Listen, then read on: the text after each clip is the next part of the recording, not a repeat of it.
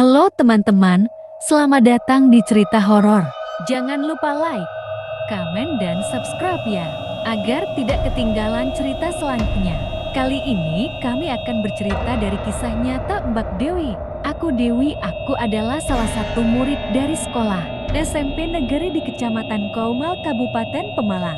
Pada waktu itu, aku bersama 9 teman saya ditunjuk untuk mengikuti kemah di Pemalang. Tepatnya di Desa Sikucing, Kecamatan Moga, Kabupaten Pemalang. Waktu pagi pun tiba. Aku bersama 9 temanku bersiap-siap untuk berangkat ke tempat kemah.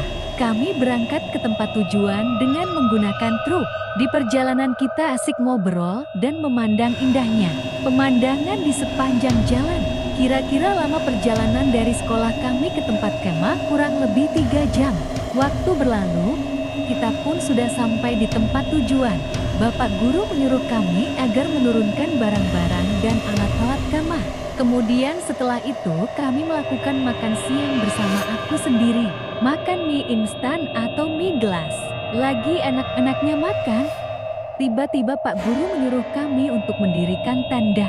Karena gugup aku pun tidak menghabiskan mie gelas itu dan membuangnya di bawah pohon besar yang rindang. Lebat daunnya, dan kelihatannya pohon itu angker. Setelah kurang lebih 1 jam akhirnya tenda pun berdiri. Setelah itu kami sholat zuhur dan dilanjutkan dengan upacara pembukaan perkemahan. Setelah upacara pembukaan selesai, aku dan teman-teman melihat-lihat atau jalan-jalan di tempat sekitar. Karena pada itu waktu luang. Di tengah perjalanan aku dan Diva berhenti sejenak dan duduk di bawah pohon besar yang tadi aku membuang mie gelas. Di sini keanehan mulai terjadi. Setelah kurang lebih 10 menit kita duduk, Diva pun mengajak jalan-jalan lagi. Ketika mau berdiri badanku terasa berat sekali. Diva pun membantu saya untuk berdiri. Dan ketika mau melangkah kakiku terasa sakit dan berat untuk bergerak. Terasa ada yang memegangi kakiku. Diva memanggil Rasmi untuk membantu saya berjalan ke tenda. Malam pun tiba, kami dipanggil Pak Guru untuk acara api unggun. Tapi aku izin ke Pak Guru untuk tidak ikut karena kaki saya rasanya sakit untuk berjalan.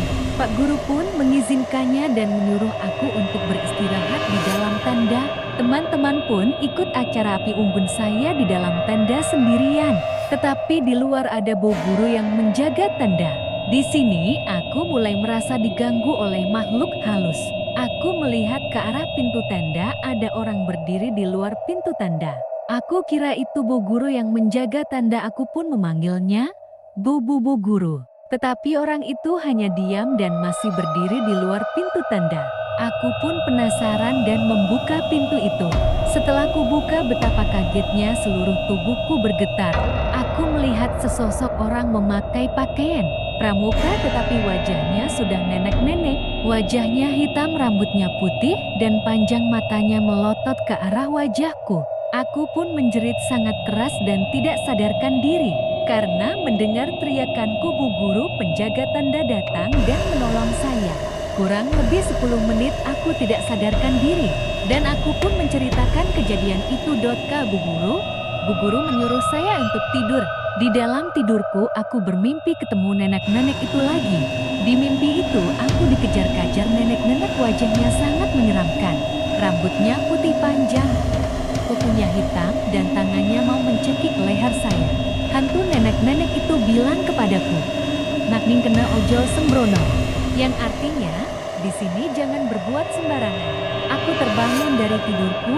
Ketika membuka mata aku melihat nenek itu berdiri di dekat kakiku.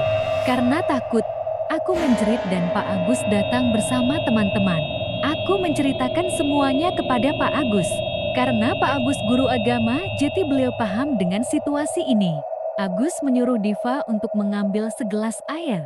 Kemudian air itu dibacakan doa, dan aku disuruh untuk meminumnya, sisanya dioleskan di kakiku. Setelah itu, aku bisa tidur dengan nyenyak. Singkat cerita, tim kami mendapatkan juara 3 dari 20 tim beserta kemah. Cerita pun selesai. Pelajaran yang bisa diambil dari cerita itu. Bila kita berada di tempat orang, kita harus menjaga etika. Jangan berbuat yang diharamkan oleh agama. Terima kasih untuk yang sudah mendengarkan.